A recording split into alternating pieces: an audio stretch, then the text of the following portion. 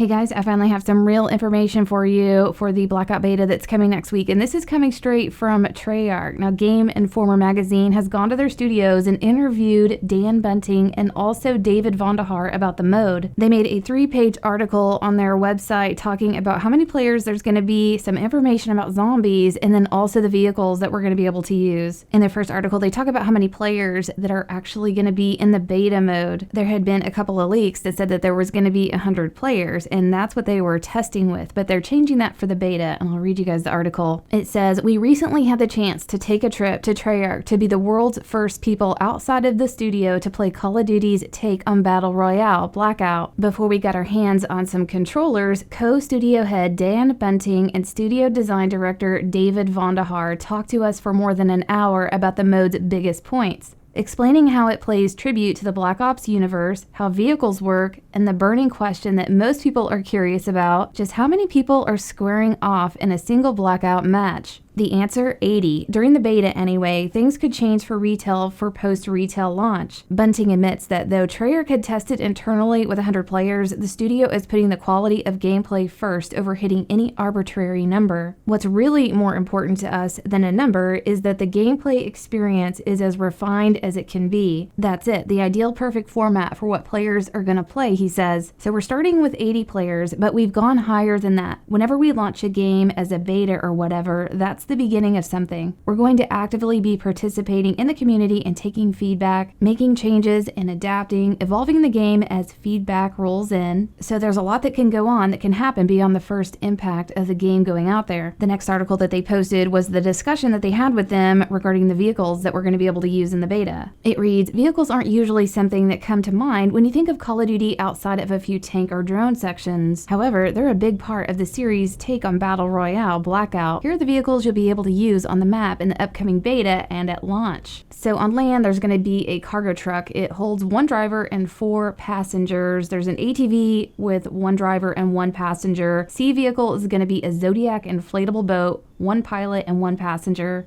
And for the air, it's a little bird helicopter, 1 pilot, 4 passengers, and we've seen that in the trailer. The last article talks about there being zombies in the Blackout mode, and they're going to be doing something pretty interesting with them. In one of several attempts to differentiate itself from the other battle royales out there, Black Ops puts its best, most rotting foot forward. As a whole, Blackout draws from Black Ops history, letting you play as characters from the franchise and having several locations and multiplayer maps from Black Ops turned into locations on the map, like fan favorite Nuketown being turned into Nuketown Island. However, the most immediately noticeable detail is the Blackout features AI-controlled undead foes designed to introduce even more chaos into this hectic free-for-all. If you've played any of the zombie modes in the previous Black Ops games, you probably have a wave-based defense game in mind. However, Blackout Zombies and how they fit into Battle Royale are a bit different from the traditional mode. In the days to come, we'll break down how the undead figure into Blackout and how they can be both a pest and a boon to your efforts to be the best warrior on the battlefield. So it's going to be AI zombies and you're going to be able to control them. So I'm wondering if it's going to be a situation where you're in third person controlling the zombie that's walking around and you can make it attack people or something. But I guess we'll find out next week. I hope this helped you guys out, and we'll see you next video.